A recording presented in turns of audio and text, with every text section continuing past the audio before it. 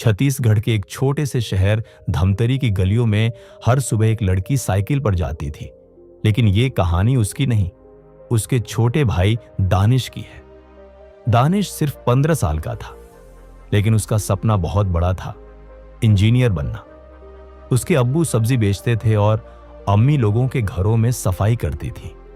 घर में पैसे बहुत कम थे, लेकिन उम्मीदें बहुत बड़ी। हर सुबह दानिश अपने अब्बू के साथ सब्जी मंडी जाता, ठेला भरकर लाता। सुबह सब्जी बेचता, दोपहर को स्कूल जाता और शाम को साइकिल से अखबार बांटता, ताकि अपनी किताबों के पैसे खुद जोड़ सके। एक दिन स्कूल से आकर दानिश ने कहा, अब्बू, मुझे आईआईटी का एग्जाम देना है। अब्बू ने हैरानी से उसकी ओर देखा। बेटा, आईआईटी? वहां तो शहर के अमीर लोगों के बच्चे जाते हैं। दानिश ने मुस्कुराते हुए कहा, तो क्या हुआ अब्बू, सपना तो सब देख सकते हैं ना। अब्बू कुछ नहीं बोले, लेकिन उनकी आंखों में आंसू आ गए। उन्होंने दानिश के सिर पर हाथ रखकर कहा, तू मेहनत कर बेटा, मैं सब कुछ लगा दूंगा।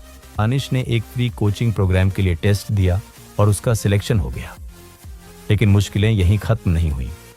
कोचिंग शहर के दूसरे कोने में थी, घर से 10 किलोमीटर दूर। उसके पास साइकिल भी नहीं थी, तो वह हर रोज पैदल जाता।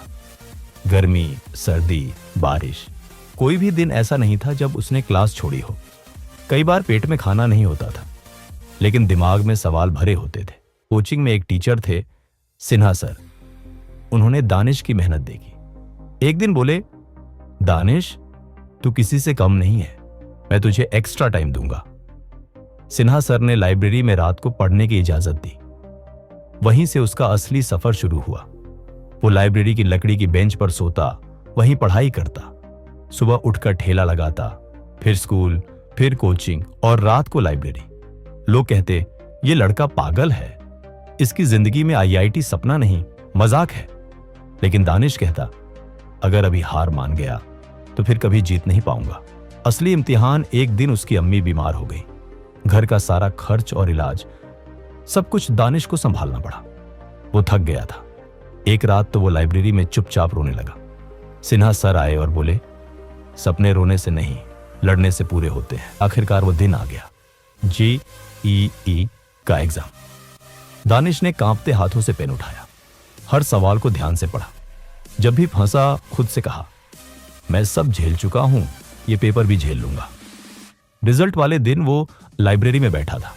फोन पर मैसेज आया, ऑल इंडिया रैंक 712। उसने फोन बंद किया और चुपचाप घर चला गया। अब्बू ठेला समेट रहे थे। दानिश ने कहा, अब्बू, आईआईटी बॉम्बे में एडमिशन मिल गया। अब्बू की आंखों से आंसू गिर पड़े। उस दिन पूरे मोहल्ले ने ताली बजाई। आईआईटी बॉम्बे में दानिश ऐसे बच्चों के बीच था जिनके पास लैपटॉप, आईफोन, ब्रांडेड कपड़े, सब कुछ था। दानिश के पास सिर्फ एक पुरानी नोटबुक थी, लेकिन सीने में आग। 4 साल में उसने रिसर्च की, इंटर्नशिप की और एक बड़ी विदेशी कंपनी से नौकरी पाली। लेकिन दानिश ने एक और बड़ा फैसला किया, मैं वापस अपने शहर जाऊंगा और वहां कोचिंग खोलूंगा, जहां पैसे नहीं, सपने देखे जाए। आज दानिश उड़ान कोचिंग का फाउंडर है। वो उन्हीं गलियों में बच्चों को पढ़ाता है जहां लोग पहले कहते थे, इसका कुछ नहीं होगा। अब वही लोग कहते हैं, देखो, ये है हमारा दानिश, छोटे शहर का बेटा, लेकिन बड़े सपने वाला। खास बनना है तो कभी हार मत मानो।